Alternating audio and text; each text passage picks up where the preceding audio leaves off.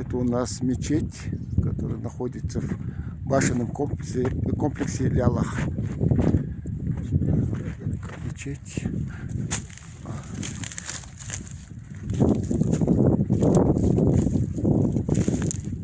У нас несколько мечетей в горах. Некоторые восстанавливаются, как Джори. Потом Терби будут восстанавливаться. Лялах тоже находится мечеть.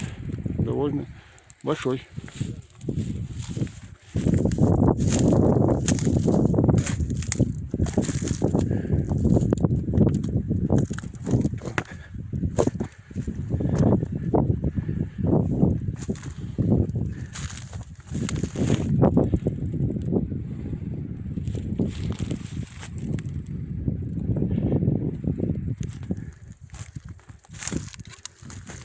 Мечеть большая.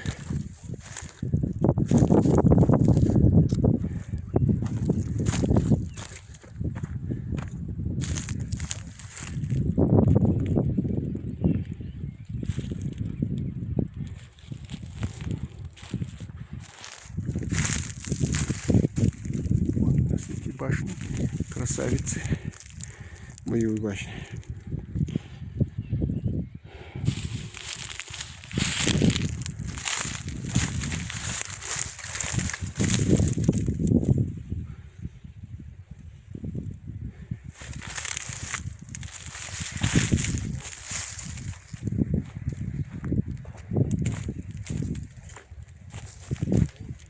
Вот тут был вход в эту мечеть.